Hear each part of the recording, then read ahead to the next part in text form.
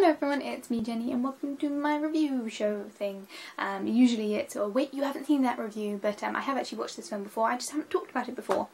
And I was surprised because I have actually talked about the source material for this film. I'll put a link to my review of the Tintin book series down below in the description. It's from last year's segment show Jenny Likes Children's Books. So it was a little while ago. My bedroom has completely moved around since then and been repainted, so that's why everything looks slightly odd.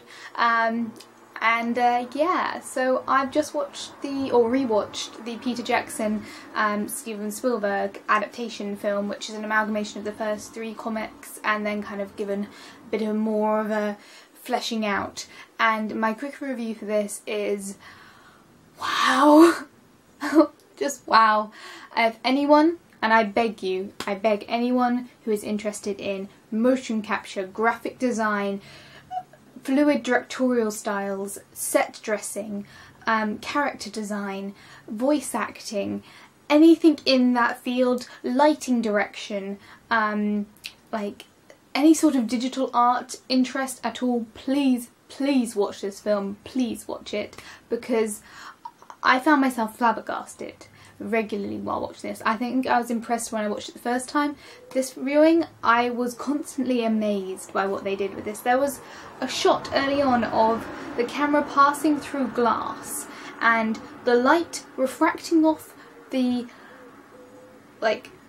defects in the glass when it's an entirely digital environment is amazing. There is one of the wackiest, most cartoonily amazing kind of chase sequences. I think I can sort of describe it as a chase sequence. It involves motorbikes and houses and tanks and all sorts of stuff. But that's almost entirely, as far as I can tell, a one-shot, which means that they digitally designed an entire city with water and sand and destruction effects. And it was amazing, with a camera moving around it like nothing I've ever seen visually before. It was phenomenal. Just from a visual and directorial standpoint, it broke boundaries in terms of graphic design abilities, and I'm kind of disappointed that they're never going to get a sequel to this. They're never going to be able to explore the other stories from the Tintin universe. But I like the visuals in this. It's worth seeing if you have any interest in art, graphic design, direction, anything. Please watch this film.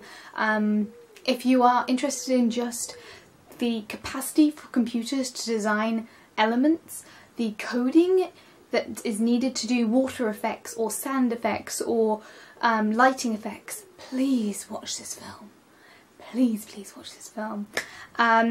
In terms of the actual plot, the plot, as I said, is kind of an amalgamation of the first 3 comics, but basically it takes elements from all of the series and kind of puts them together. So you've got obviously Captain Haddock, who is amazing. You've got Tintin, you've got Snowy, you've got Thompson and Thompson, you've got, I can't remember her name, the Nightingale lady, who is just as annoying on screen as she is in the books, and thankfully her cameo is short but very well done.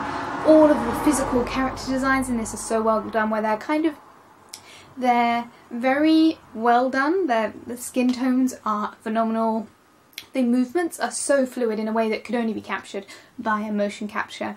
They're very natural, and yet they're so true to the cartoon style of the comics.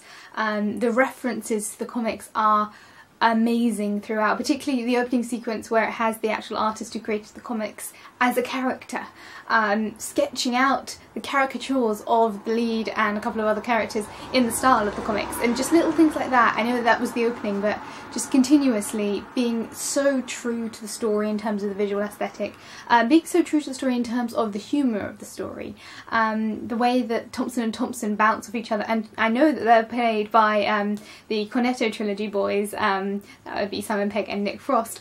You can't tell who's who, and I love it. And I love their humour, and I love the fact that it's so true to the comic, the fact that it's, you know, constant misunderstandings and slapstick comedy done in such a tongue-in-cheek way that it's not so juvenile. I did find when I reread the comics a little bit as an adult that I found some of the humour a little bit more juvenile than I was expecting.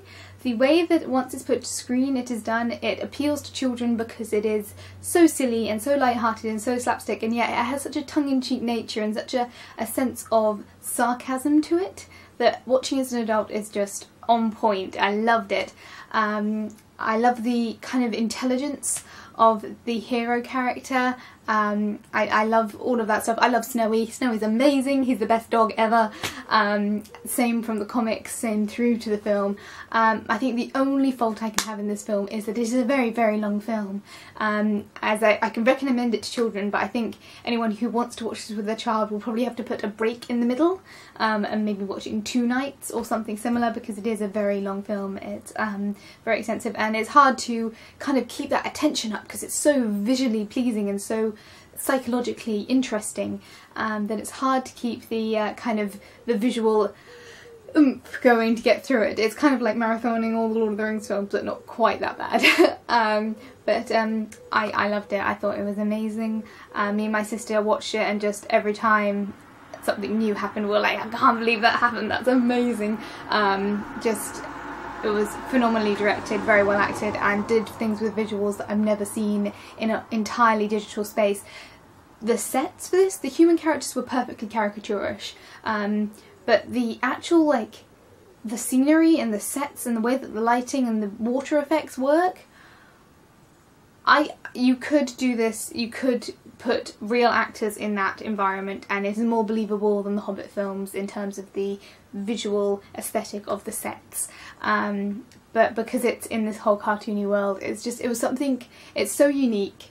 And I'm so sad that we're never going to get a sequel, because I know I didn't watch it in cinemas, and I know I should have done as a fan of the franchise, and I wish I had, but I didn't. So I beg you, please go out and buy the DVDs. Please watch this if you are interested in any of the stuff I've talked about in this.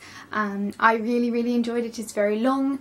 There's a lot of in-jokes, but I think it is accessible to people who haven't read the comics. But you might have difficulty getting some of the jokes and definitely some of the references. But yeah, it's a great action adventure. Please go check it out. And I will see you guys all very soon. Feel free to comment. Have you seen this film? Have you read the comics? Anything you want to say about it? Acting was great. Music was great. Bye guys.